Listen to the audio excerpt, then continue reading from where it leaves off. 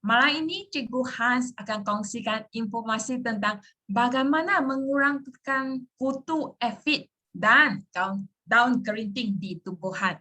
Adakah kawan-kawan di FB Live sekarang suka tanam cili? Pernahkah Anda menghadapi masalah daun cili jadi kerinting ataupun tanaman lain daun mudanya selalu jadi kerinting dan akan menjejaskan pertumbuhan buah? Malam ini, Cikgu Hans akan kongsikan informasi tentang masalah-masalah ini. Kawan-kawan di FB, marilah kongsikan bengkel online malam ini bersama-sama kawan yang suka tanam, menanam, dan tag 5 kawan di komen, dan Anda berpeluang memenangi mystery gift dari Baba. Tag kawan-kawan Anda dan share sekarang. Sementara online workshop dijalankan, Anda boleh tuliskan soalan-soalan Anda yang berkenaan dengan tajuk malam ini. Nanti saya akan bacakan soalan Anda kepada Cikgu Hans pada sesi soal-jawab Q&A session. Seminar malam ini dianjurkan oleh Baba. Baba adalah pengirang barang-barang berkebun yang kreatif. Kami mengeluarkan produk-produk yang mesra alam dan mempromosikan penanaman secara organik. Pertanian organik adalah penting untuk memelihara tanah dan alam sekitar. Kami selalu berkongsi maklumat dan cara-cara berkebun organik supaya lebih banyak orang memahami kepentingannya dan juga boleh menikmati keseronokan menanam dengan lebih senang. Seterusnya, saya akan bacakan biodata ringkas tentang Cikgu Hans. Cikgu Hans menamat pengajian beliau dari Iowa State University of US dengan Agricultural Biosystem Engineering Honor Degree. Beliau berpengalaman mengurus ladang di Amerika seluas 2,000 ekar selama 2 tahun. Selain itu, beliau selalu menghadir seminar antarabangsa yang berkenaan dengan pertanian organik dan juga berpengalaman sebagai pekebun organik dan menyertai latihan-latihan perkebunan organik di Taiwan. Kini, Cikgu Hans aktif di perkebunan organik di Malaysia. Sudah lebih daripada 5 tahun beliau memberi bimbingan dan berkongsi maklumat perkebun organik di Malaysia. Para hadirin yang belum tag kawan di komen, sila tag sekarang dan Anda akan berpeluang memenangi hadiah misteri dari Baba. Ya, dengan tidak membacakan masa para hadirin, kita mempersilakan Cikgu Hans. Mari berikan tepukan kuat di depan kamera ya, Cikgu Hans. Wah, kami jumpa lagi. Selamat malam saudara-saudari. Selamat datang ke bengkel pekebun Cikgu Hans. Kami memang bersyukur ada saudara-saudari nak meluangkan masa untuk teman kami pada malam ini. Kami memang berharap saudara-saudari sihat-sihat dan selamat-selamat dalam keadaan MCO kebelakangan ini. Untuk pengetahuan anda, Baba telah menyebarkan kepentingan penanaman organik selama 11 tahun. Kami telah mengalami banyak kesalahan dalam perjalanan ini. Dengan platform ini, kami berharap dapat berkongsi pengetahuan kami tentang penanaman organik. Sesiapa yang tanam di rumah, bolehlah guna cara organik dulu supaya ahli keluarga dapat makan dengan sihat dan selamat. Siapa yang berkebun di ladang yang besar, boleh start kurangkan baja atau racun kimia dulu. Boleh start kurangkan daripada separuh dulu pun boleh. Supaya hasil tanaman yang akan dibeli oleh saudara-saudari dapat kurang sisa racunnya. Tajuk untuk hari ini adalah apa? Okey, bagaimana mengurangkan kutu afid dan daun kerinting pada tumbuhan. Okey, jadi masalah daun kerinting adalah disebabkan oleh beberapa jenis makhluk perosak. Hari ini kami fokus pada kutu afid terlebih dahulu. Pernahkah anda nampak kutu afid? Kalau tak berapa pasti, tengok ada gejala-gejala sebegini tak? Okey, contohnya ada nampak serangga seperti kutu pada daun belakang. Dan serangga ini sering berkelompok. Okey, dan dia sering muncul pada tunas bunga, pangkal daun atau daun belakang. Dan kami kadang-kadang kami akan nampak ada benda-benda putih di di tepi kutu serangga kutu ini. Kebanyakan kawan ingat itulah salah satu jenis kutu juga. Tapi sebenarnya itulah kulitnya sahaja. Setiap kali dia bertubuh besar, setiap kali dia bertukar kulit. Dan dia juga muncul lapisan habuk atau kulat pada daun dan buah. Dan kalau kami tak pedulinya, daun akan menjadi kering. Dia punya dahan juga akan menjadi kering juga. Apakah serangga ini? Serangga ini adalah kutu afi. Terdapat 4,600 jenis kutu afi di seluruh dunia. Ada yang warna hitam, warna kuning, warna hijau, warna merah jambu, warna oranye. Wah, banyak warna-warna pun ada. Okay? Kenapa tumbuhan anda dapat diserang oleh kutu afi dengan senang? Okay. Mungkin ada beberapa sebab tersebut. Contohnya kandungan N atau nitrogennya terlalu tinggi. Ini menyebabkan jus, jus tumbuhan menjadi banyak, pekat. Dia memang juicy, dia ada bau jusnya dan akan menarik serangga ini, dan kandungan kalsiumnya adalah rendah. Jadi kalau kalsium rendah, dia kulit adalah nipis. Jadi bila kutu afi nak serang tumbuhan ini, ia akan menjadi mudah dan cuaca mendung. Jadi kalau cuaca mendung, serangga ini dapat tersembunyi di tumbuhan ini dengan senang. Kalau ada ketika syarat ini, ia menjadikan tumbuhan anda diserang oleh kutu afi dengan senang. Dan macam mana dia makan? Cara makannya adalah seperti nyamuk. Tengok dia ada struktur mulut ini. Ini adalah perangkap mulut atau penghisap mulut. Dia akan hisap jus, daripada sel-sel tumbuhan. Terutamanya pada tunas bunga, daun muda dan sebagainya. Kerana daun muda, dia jus adalah lebih sedap. Dan bila dia makan sudah penuh, dia akan melepaskan. Tengok dia macam ada air bulat seperti ini, itulah kencing manisnya. Jadi itulah adalah kenapa serangga kutu afi ini selalu ditemani oleh semut. Kerana semut akan bawa balik kencing manis ini ke serangnya dan berkongsi dengan teman-teman semut ini supaya dijadikan makanan. Dan kerana kencing manis ini dia akan lepaskan dan titik pada daun atau buah, jadi dia kemanisannya akan menarik banyak habuk atau kulat pada daun dan buah. Jadi kenapa ada lapisan tersebut pada bahagian ini. Jadi kalau untuk pekebun yang konvensional, yang biasa, macam mana mereka bunuhkan serangga kutu afi ini? Biasanya mereka bunuh dengan racun kimia. Ada beberapa jenis racun kimia di pasaran untuk membunuh kutu afi. Yang pertama, cara kontak. Maksudnya dia spray dan sentuh pada badan kutu afi dan bunuhkan dia dengan racun. Kedua, cara translaminar. Maksudnya bila saya spray pada permukaan daun, ia akan dapat dia punya kesan dan sisanya dapat merembusi sel-selnya dan pergi ke daun belakang. Jadi saya spray pada permukaan daun dan afi di daun belakang akan mati juga. Kerana ada sisa racun yang dapat merebusi sel-sel tumbuhan ini. Yang ketiga, cara sistemik. Maksudnya, bila saya spray racun ini atau saya taburkan racun ini, dia dapat serap racun ini daripada akar atau sel-sel tumbuhan lain supaya badan tumbuhan ini ada sisa racun. Jadi bila kutu afi dia hisap jus ini, itu jus ada sisa racun dan dia akan mati. Yang paling common, racun kimia yang paling biasa digunakan di Malaysia adalah racun kimia organofosforus.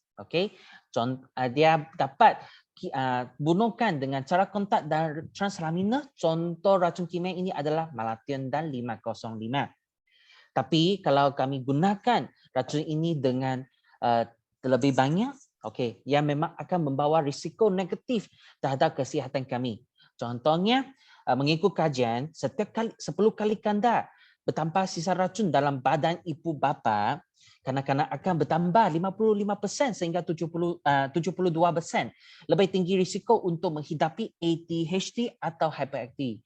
Jadi memang kami nampak banyak special kid, okey, banyak kanak-kanak special di sosial sekarang. Okey, jadi macam autism, macam ADHD, kemungkinan besar adalah berasal daripada sisa racun ini. Okey, dan kalau kami spray, sembuhkan racun kimia berupa sistemik, okey, yang akan menyebabkan kelenyapan lelebah. Okey, kenapa? Bila kami spray racun ini, contohnya dia punya itu debunga, dia punya bunga ada debunga kan? Debunga ada sisa racun juga. Bila lelebah ini dia bawa debunga ini bawa balik ke serangnya dan berkongsi dengan temannya, mereka akan terkena racun dan akan mati juga. Okey, jadi ini adalah kenapa itu lelebah menjadi semakin kurang kebelakangan ini. Walaupun banyak racun kimia dapat membunuh kutu api dengan berkesan, tapi memang masalah kutu api adalah memang masalah yang sakit kepala untuk pekebun. Kenapa? Kerana kutu api dia dapat membawa virus. Okey, bukan contoh tapi virus seperti virus COVID-19 virus macam virus jugalah, okey. Jadi dia akan bila dia hisap jus daripada tumbuhan yang sudah ada virus, okey, dia terbang ke tumbuhan lain dan hisap jus yang tumbuhannya sihat, tapi pada masa itu virus sudah merebak ke tumbuhan yang sihat. Okey, jadi itulah cara-cara virus ini merebak ke tumbuhan lain melalui kutu api. Jadi contohnya papaya. Tengok, kalau kami tanam papaya, daun akan menjadi kerinting dan ada corak-corak kuning pada daun seperti ini. Okey, kalau tumbuh buahnya ada corak-corak lingkaran tersebut pada buah. Tengok, macam roda. Okey, inilah papaya ring spot virus yang direbak melalui kutu api. Dan untuk kacang panjang, tengok dia punya daun baru juga ada virus juga, penyakit virus juga. Terutamanya pada tempoh perbuahan. Jadi, untuk pekebun, virus adalah macam kanser untuk tumbuhan ini. Dan memang kalau dia tak sihat, dia dapat mati dengan cepat dan dapat hasil dengan lama. Jadi pada masa ini kalau tumbuhan ini dia sudah dapat virus, dia memang perlu bergantung pada daya pertahanan tumbuhan sendiri. Okey, jadi apa yang kami boleh lakukan untuk mengelakkan virus ini? Kami perlu control kutu api dengan berkesan. Jadi kutu api dia dapat diatasi dengan cara organik tak? Sekarang boleh, tapi memang dulu, 10 tahun dulu memang dia susah. Ini juga menjadi salah satu masalah bila petani nak bertukar menjadi penanaman organik. Okey, kenapa susah? Okey, kami tengok. Tadi kami cakap ada satu tube, dia akan melepaskan kencing manis selepas makan kan? Tapi tengok ada 2 tube lagi di tepi sini. Okey, apa kegunaan 2 tube ini? Okey, itu kedua-dua tube ini membolehkan kutu api melepaskan isyarat bahaya. Okey, tadi kami cakap, itu tube yang terbelakang ini yang melepaskan kencing manis, tapi yang di tepi sini ia dapat melepaskan bau isyarat bahaya. Jadi kalau ada spray itu racun kimia atau ada itu burung mari ke sini atau ada apa-apa pemusuh semula jadi, jadi dia akan melepaskan bau, untuk memberi amaran kepada temannya untuk melarikan diri. Yang kedua, kutu api dapat membiak dengan cepat. Tengok dia boleh membiak secara bertelur atau membiak secara tak bertelur. Okey. Contohnya, okey, pada tempat yang bermusim, okey, serangga dewasa ini dia terdapat hidup, okey, dalam keadaan musim sejuk. Tapi telurnya dapat tahan sejuk. Jadi untuk mengatasi halangan musim sejuk, mereka membiak secara bertelur. Tapi okey, sekali setahun mereka membiak sekali setahun. Tengok, ini adalah jantan yang ada sayap. Okey, tak ada sayapnya iaitu betina. Okey, yang kedua, cara yang kedua untuk membiak, okey, iaitu tak bertelur. Okey, untuk cuaca Malaysia yang memang sangat sesuai, sangat baik, tak ada musim sejuk, okey, mereka boleh membiak secara klon. Okey, apa maksudnya klon?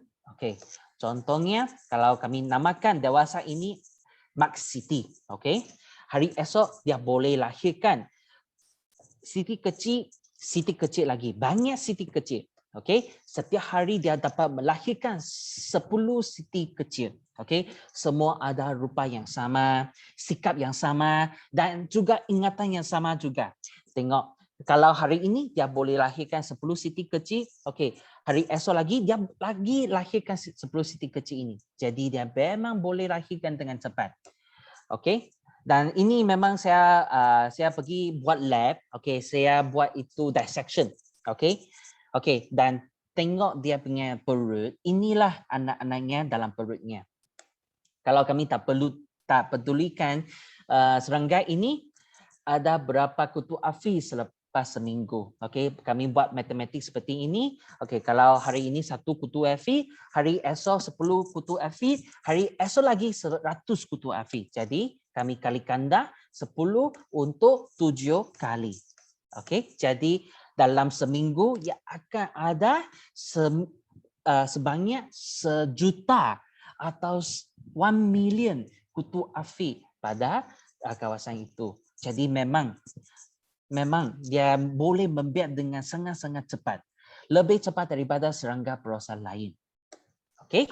Okey, setakat ini kami boleh buat ringkasan untuk sesi ini dulu. Okey, gejala serangan kutu afi. Okey, ada muncul kutu pada daun belakang, pangkal daun atau tunas bunga, ada kulit putih, daun menjadi kerinting atau kering. Okey, ada lapisan habuk atau gula pada daun dan buah, ada kesan serangan virus dan juga sering ditemani oleh semut. Okey, cabaran mengatasi serangan kutu afi adalah sebegini. Dia dapat membiak dengan cepat. Satu hari boleh membiak 10 klon dan ia dapat melepaskan isyarat bahaya kepada teman. Jadi kalau kami kurangkan penyebaran racun kimia untuk melindungi diri, keluarga dan binatang-binatang yang berfaedah. Okey, kami balik ke sini. Ada apa cara organik boleh digunakan untuk bunuhkan kutu Afrika? Kalau tak tanam banyak, okey, untuk kawasan yang kecil, kami cadangkan, okey, anda boleh memangkas batang atau daun yang banyak kutu afi dan kami gunakan kain untuk mengelap afik yang berhampiran dan sembuhkan bahan pencegah organik jenis minyak atau jenis sabun. Okey, untuk kawasan yang besar, maksudnya anda tanam banyak, contohnya banyak pokok cili atau banyak pokok-pokok di berhampiran. Okey, kami cadangkan sebegini. Anda boleh start tanamkan tumbuhan yang berfaedah dulu. Contohnya Mexican butterfly weed. Okey, ini spesies tumbuhan ini memang dapat dicari di Malaysia kan. Anda boleh cari daripada internet atau cari daripada pekebun-pekebun di Cameron Highland. Mereka akan tanam ini dengan banyak juga. Okey, apakah fungsi tumbuhan tersebut? Ia dapat menarik kutu afi kuning. Okey, tengok kutu afi kuning ini. Okey, memang dia dapat merebak dengan cepat pada tumbuhan ini. Tapi jangan risau, ia takkan memakan tumbuhan anda. Okey, kutu afi kuning ini ia hanya menghisap jus daripada tumbuhan Mexican butterfly weed ini saja. Okey, dan kalau banyak kutu afi kuning yang muncul pada tumbuhan ini ya akan menarik kumbang kura-kura atau ladybug kerana kutu afiq kuning ini merupakan makanan kegemaran untuk kumbang kura-kura ini. Jadi kami boleh tumbuh ini dengan banyak, okey, dan kumbang kura-kura yang tertarik di sini yang akan membantu makan makan kutu afiq yang muncul di tanaman anda juga. Okey, aksi yang kedua kami boleh menaraskan pembekalan nutrien yang sesuai. Okey, tadi kami ada cakapkan kenapa tumbuhan anda diserang oleh kutu afiq, okey, dengan senang, okey, kerana ketika sebab ini nitrogen terlalu tinggi atau kalsium terlalu rendah dan cuaca yang mendung. Jadi kami boleh memberikan nutrien yang tinggi potasiumnya atau kalsiumnya. Okey, kami boleh cari CV extract untuk membekal potasium dari Ferulia atau baja folia yang tinggi kalsiumnya. Kalau buat macam ni, kami sembuh pada daun yang akan meresap kandungan nutrien ini dan dapat mengimbangkan kandungan nutrien dalam daun dan tumbuhannya. Dengan ini, okey, kalau dia dapat serapkan nutrien ini, ia akan aktifkan sel tumbuhan menjadi tebal kulitnya. Contoh tebal kulit dahan, batang dan juga kulit daun. Okey, bila kulit ini menjadi tebal, kutu afiq dia terbang ke sini dan dia nak hisap tak begitu senang. Okey, kerana dia menjadi tebal. Dan untuk cara ketiga, kami boleh bunuhkan atau mengurangkan dengan bahan pencegah afiq organik.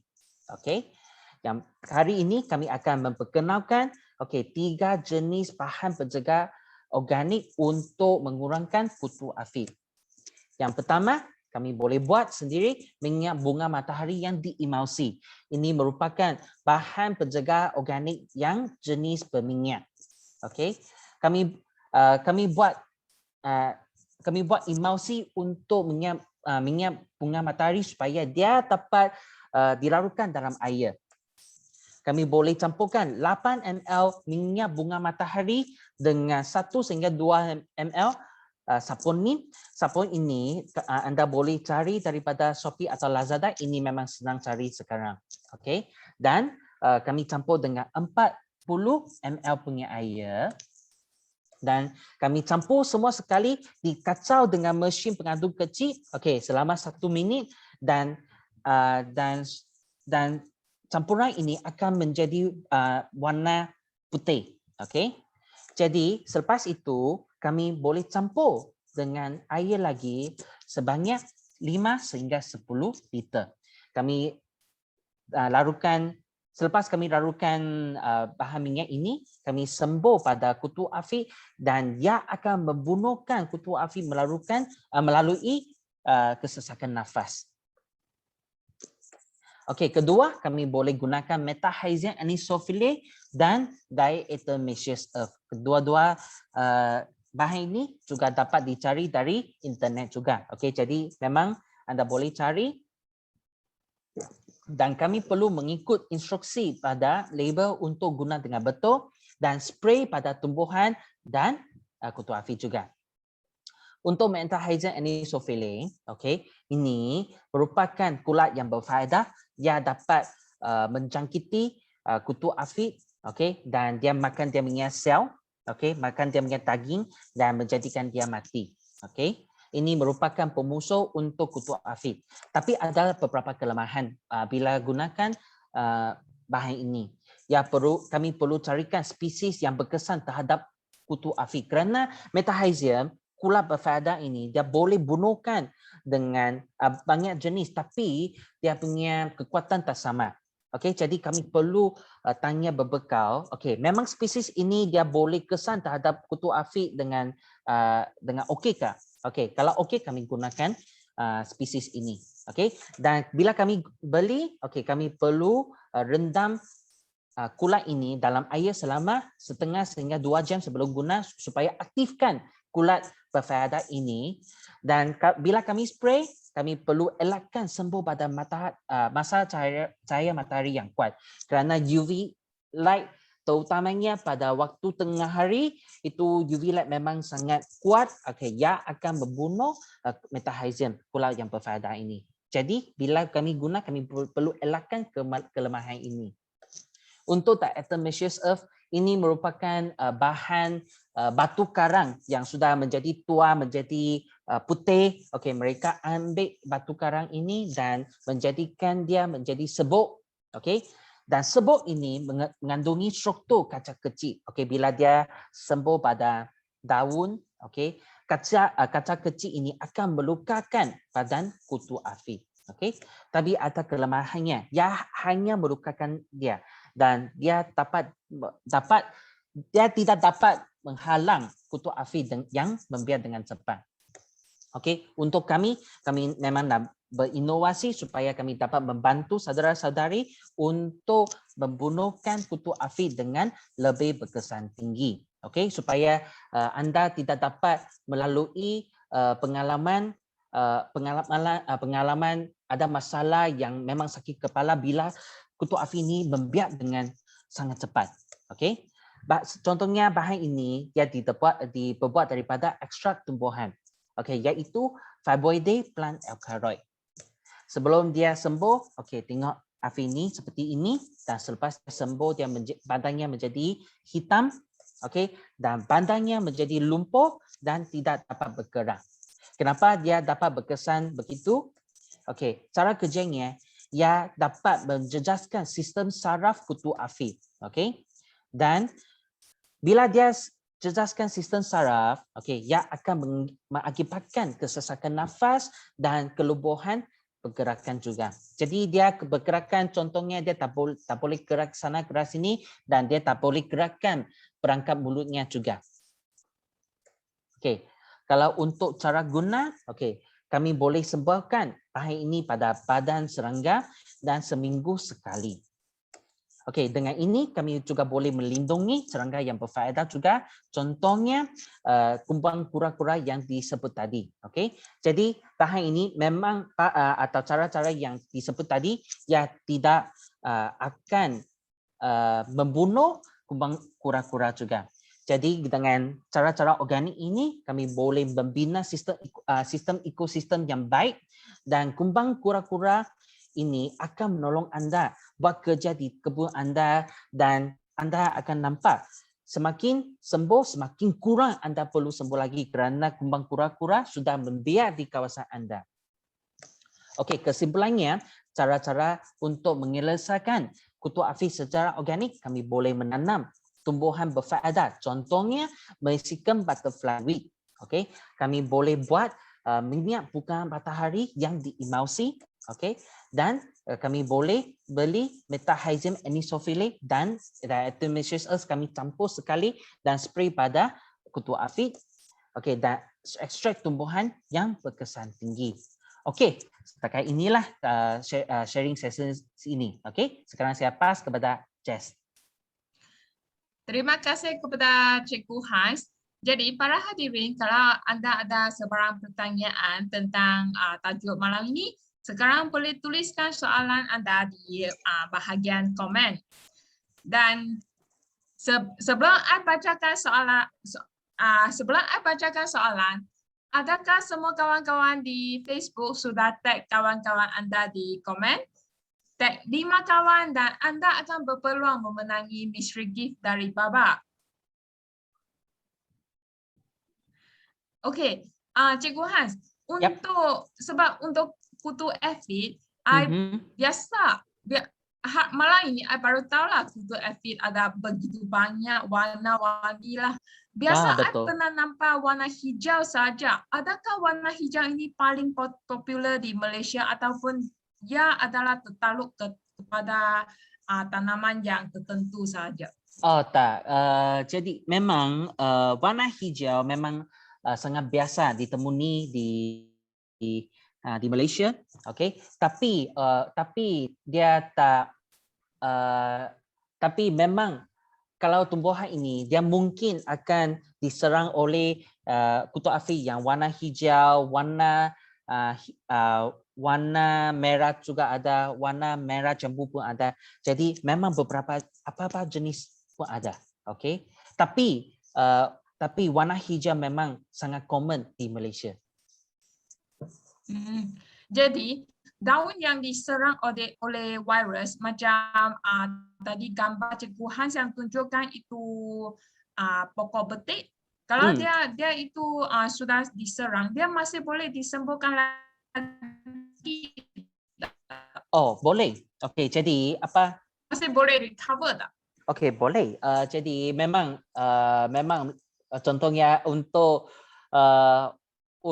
pesakit yang sudah kena virus, okey, memang ada 50% okey chance untuk recover lagi. Okey, jadi memang dia digantung pada daya pertahanan. Apa yang kami boleh buat untuk meningkatkan daya pertahanan tumbuhan sepakat ini? Okey, yang pertama, okey, kami perlu membunuh kutu afid yang terus membawa virus ke pokok betik ini. Okay, ini pertama yang buat. Kedua, okay, kami boleh sembuhkan bahan-bahan yang boleh meningkatkan daya pertahanan pokok betik ini supaya dia boleh membunuh virus dari dalaman. Contohnya ada amino asid, kami boleh campur dengan cuka kayu. Okay, campur dengan, kalau ada dapat cari virus preventer, okey, dan sembuh pada tumbuhan supaya dia boleh membina daya pertahanan. Okey, itu apa yang kami boleh buat. Oh, jadi ini untuk menambahkan pertahanan pokok. Ya, daya pertahanan. Jadi kalau dia sudah macam diserang teruk, kita boleh perlu potongkan dululah. Ataupun dia masih boleh sembuh. Kami perlu pangkaskan daun-daun yang sangat teruk. Okey, barulah kami spray. Sebab memang untuk virus ini tak ada vaksin untuk mereka lah. Okey, jadi memang tergantung pada daya pertahanan mereka sahaja. Oh, okey. Jadi kalau dia untuk pokok cili, kalau dia sudah jadi kerinting, bagaimana boleh menyembuhkannya? Okey. Okey, yang pertama sekali, okey, kami perlu tengok bahagian mana pokok cili ini sudah menjadi kerinting. Okey, kalau hanya daun muda yang menjadi kerinting, apa yang kami boleh buat? Kami perlu pangkaskan daun muda yang sudah menjadi kerinting. Okey, kami taburkan kompos untuk memulihkannya dan dapat merangsang pertumbuhan daun yang baru, dan selepas itu kami spray apa-apa bahan penjaga organik yang menyebabkan daun kerinting. Contohnya salah satu kutu afid menjadikan daun menjadi kerinting juga. Jadi kami boleh gunakan bahan yang boleh bunuhkan kutu afid. Okay? Dan juga ada serangga lain. Contohnya ada whitefly. Itu lalat putih. Lalat putih juga boleh dikurangkan melalui bahan penjaga jenis minyak yang disebut tadi. Okay? Kami boleh buat sebegini. Okey. Dan untuk kutu afid ini, adakah barang lain macam neem oil ataupun cuka tanah? Cuka kayu ke atau cuka tanah?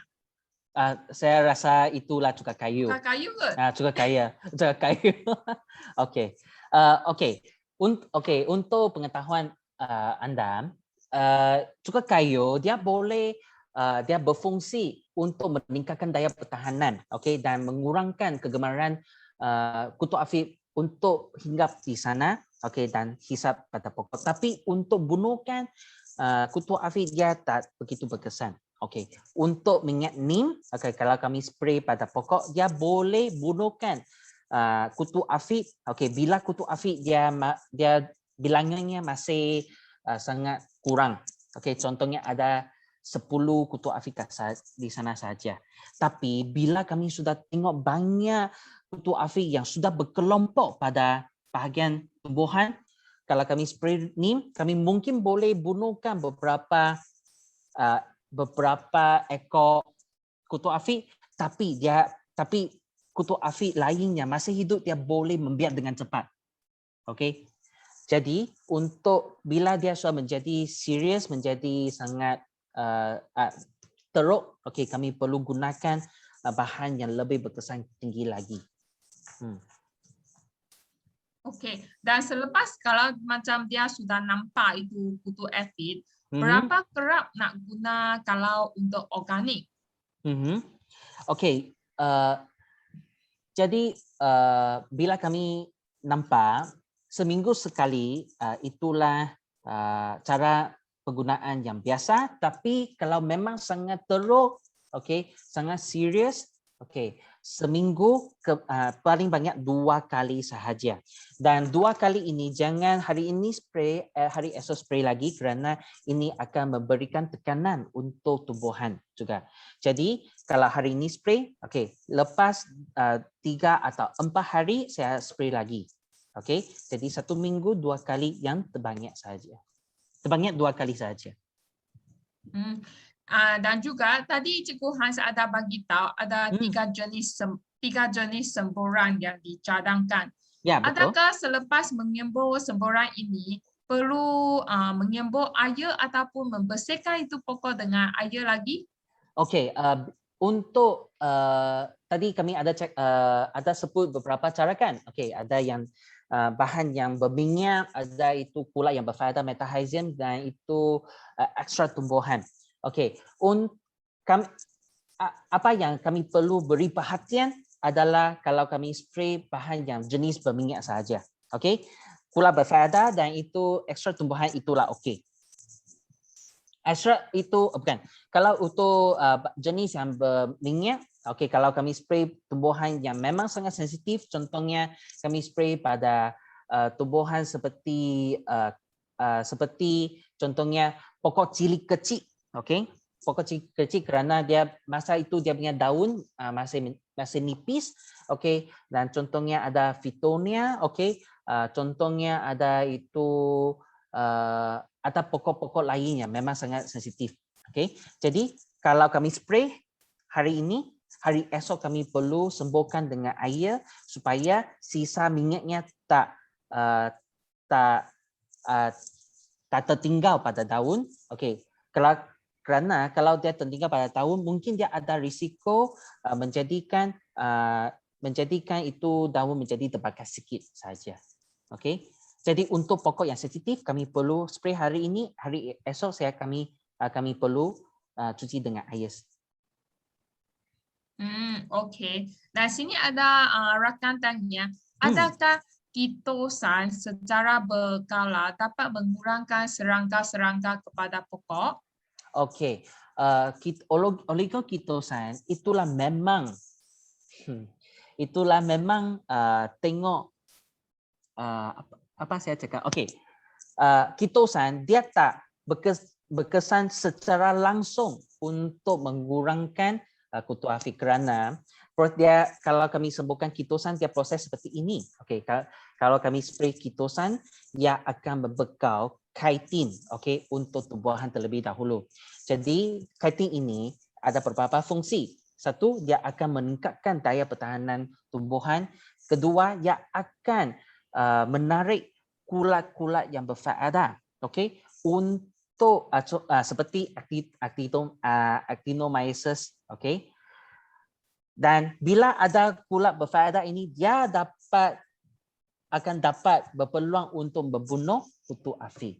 Okey, jadi dia berkesan tak secara langsung kerana dia ambil masa untuk membina kulat yang berfaedah dulu.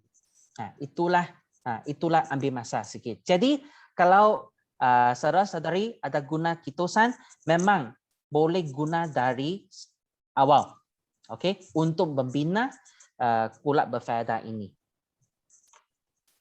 Okey, dan soalan yang terakhir adalah ada cara tadi Cikgu Hans ada bagi tahu boleh kuatkan itu pokok untuk elakkan itu virus kan? Ya, betul. Dan Adakah spesifik cara untuk elakkan terjadi kutu afid tak? Untuk elakkan terjadi kutu Afrika. Apa maksudnya? Maksudnya boleh elakkan kutu afid tak? Atau memang hanya boleh guna bunuh ataupun kena mengesan itu Ah, mengesan dengan awal sahaja. Okey, jadi saya rasa saudara atau saudari ini dia cakap dengan betul macam mana kami boleh mencegah dari awal. Okey, kerana pencegahan awal lebih baik daripada mengubatikan. Okey, uh, jadi untuk tumbuhan-tumbuhan yang anda tahu yang memang ada risiko tinggi terkena kutu afid, contohnya pokok cili, pokok betik, okey, terung. Okey, semua jenis pokok ini memang akan diserang oleh kutu afid dengan senang. Jadi bila kami tahu, okey, kami boleh sembuhkan dari awal. Okey, contohnya tadi kami ada cakap minyak neem, okey, juga boleh. Bahan minyak bunga matahari yang diemulsi kami juga boleh guna, dan ekstrak tumbuhan kami juga boleh guna. Kami spray pada awal, tapi tak perlu begitu kerap. Okey, contohnya satu kali setiap 2 minggu, okey, supaya kami boleh mencegah kutu afid daripada membiak dari di sana sahaja. Okey, itu kami boleh buat. Kalau tanam pokok dalam netting environment, itu afid masih boleh serang pokok tak? Oh, itu lebih baik. Okey, kerana kalau ada netting environment, dia memang dapat mengurangkan banyak jenis serangga perosan. Okey, termasuk kutu afid. Dan kalau boleh, kalau boleh di sekeliling tanaman yang tumbuhan yang berfaedah. Contohnya tadi saya ada cakap Mexican butterfly weed, itulah memang cara yang baik untuk mengurangkan kutu afid juga. Sini ada rakan tanya, selain daripada ini Mexican plants, apa lagi pokok lain yang boleh mengawas secara biologikal tak? Setakat ini inilah yang memang paling berkesan terlebih dahulu. Kalau ada cara lain, saya akan berkongsi dengan saudara-saudari lagi. Okey? Okey, thank you Cikgu Hans dan thank you para hadirin. Semoga para hadirin bermanfaat dari seminar malam ini dan boleh menikmati keseronokan menanam dengan lebih rileks